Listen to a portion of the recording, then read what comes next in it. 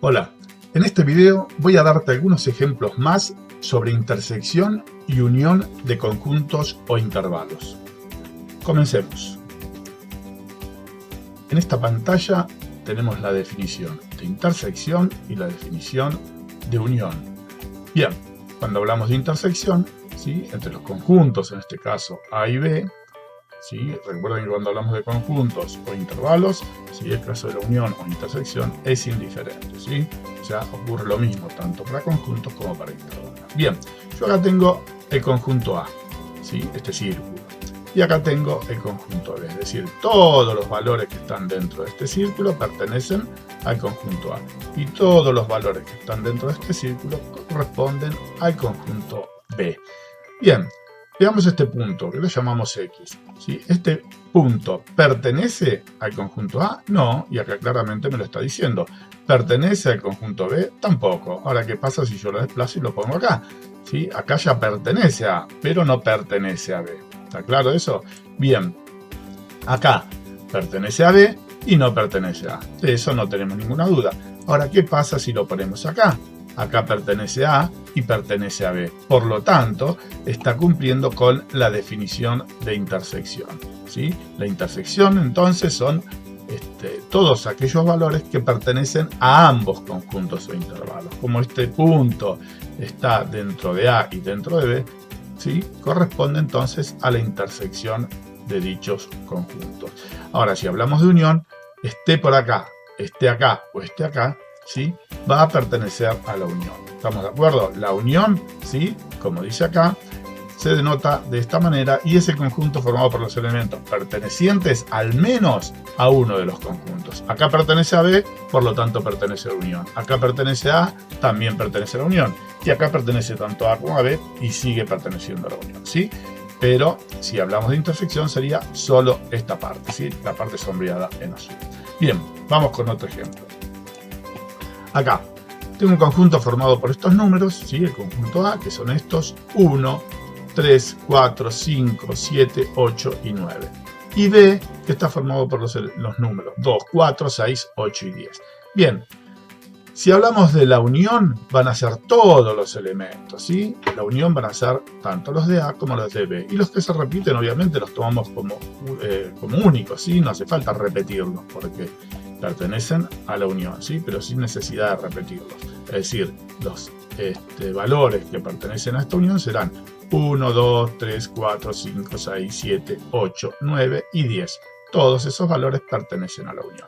Ahora, si hablamos de la intersección, como lo vimos anteriormente, van a ser los valores que pertenecen a ambos, ¿sí?, conjuntos. Es decir, en este caso, el número 4 y el número 8. Únicamente eso.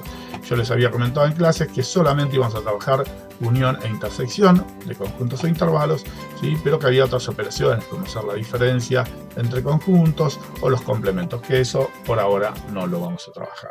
Bien, vamos con un ejemplo más. Ahora sí, con intervalos, ¿sí? Los anteriores, como estaban aislados, eran conjuntos, pero en este caso hablamos de intervalos. ¿Qué era un intervalo? Recordemos, un intervalo era un segmento, una parte, ¿sí?, del conjunto de los números reales. Perdón. Siempre hablamos de intervalos, números reales. No podemos olvidarnos de eso. Bien, tenemos acá este intervalo, el menos 1, 4, es decir, arranca el menos 1 y va hasta 4, ¿sí? El menos 1 es abierto, por eso le ponemos el paréntesis y sabemos que en este caso el menos 1 no pertenece al intervalo, por eso no está pintado, no está sombreado, este círculo. Y el 4 sí pertenece al intervalo, por eso tiene el corchete, ¿sí? Esto es entonces un intervalo, como ya lo hemos estudiado, semiabierto o semicerrado. En este caso tenemos el otro intervalo que va de 2 a 6, como el 2 y el 6 pertenecen, ¿sí?, a ese intervalo, va con corchetes. Y esto, ¿sí?, como los dos extremos pertenecen al intervalo, dijimos que era un intervalo cerrado. Bien, voy a poner este intervalo sobre el eje X, ¿no? Aquí tenemos los ejes cartesianos, lo pongo sobre el eje X. ¿Para qué? Para ver más o menos esto que hablamos también en clase, que es la densidad de los números reales. Sabemos que entre dos números reales distintos siempre va a haber infinitos números en el medio. Entonces acá tenemos el 2 y el 3, si empezamos a hacer zoom, vamos a ver que ahí apareció un número. Si seguimos haciendo zoom, ¿sí? Vuelvo para atrás, entre 2,5 y 3 van a aparecer otros números, ¿sí? Si seguimos haciendo zoom, entre 2,8 y 3 van a seguir apareciendo números, entre 2,9 y 3 seguirán apareciendo números, y así lo puedo hacer indefinidamente, ¿sí? Pues seguimos haciendo zoom y obviamente cada vez vamos a tener más decimales, ¿no?, en esos números, pero siempre entre dos números distintos va a haber otro. Ahí apareció uno que está entre esos dos, ¿sí? Entre este y este me pongo acá y ahora va a aparecer, a medida que hago zoom, otro número más. Entre este y este, si sigo haciendo zoom, aparecerá otro número, y así lo puedo hacer indefinidamente, ¿sí? Eso es lo que me lleva a la noción de la densidad de los números reales. Bueno, vamos a volver a ponerlo en la escala anterior. Bien, continuamos. Entonces, entre dos números reales sabemos que tenemos infinitos números, ¿sí? Esa era la densidad, que también hemos charlado en clase. Entonces, ¿qué sucede acá con este intervalo, que es semiabierto, ¿sí? Acá en -1 es abierto, entonces, ¿tenemos primer elemento en este intervalo? ¿Algún valor que decimos que es el primero? No, eso ya lo habíamos charlado, ¿sí? Sí podemos decir que tenemos un último elemento, que es el 4, ¿sí? Pero no primer elemento, ¿sí? Porque no puedo decir que hay un número consecutivo, ¿sí?, inmediato superior al -1. No lo hay, ¿sí? Porque si lo hubiese, ese número sería distinto de -1, y entre -1 y ese número va a haber, por lo que acabamos de decir sobre la densidad de los números reales, va a haber infinitos números. Por lo tanto, eso es imposible. Bien, eso ya lo hemos charlado en clase. Entonces, acá no tenemos primer elemento, pero sí tenemos último. Y acá en este tenemos primero y tenemos último, porque el 2 pertenece al intervalo y el 6 también. Entonces el 2 era el primer elemento y el 6 el último. Bien, ahora vamos a la intersección de los intervalos. A ver, vamos a superponerlos a estos dos segmentos. ¿Qué sucede si yo los superpongo? Se me queda, acá me cambié de color, ¿no? Este era rosado, este era verde, pero donde se superpone me queda en marrón. Bueno, eso me está diciendo, ¿sí?, que es la intersección, donde se superponen, es decir, los valores que pertenecen tanto al primer intervalo como al segundo. ¿Y cuáles son? Los valores que van de 2 a 6.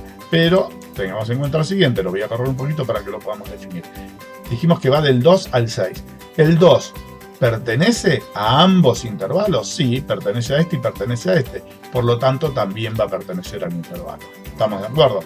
¿Y el 6 pertenece al primer intervalo? Sí, y al segundo también. Por lo tanto, el 2 y el 6 pertenecen a ambos intervalos, ¿sí? Cuando lo ponemos superpuesto, me quedaría de esa manera. ¿Y cómo definíamos analíticamente este intervalo, que sería la intersección? Lo definíamos de esta manera.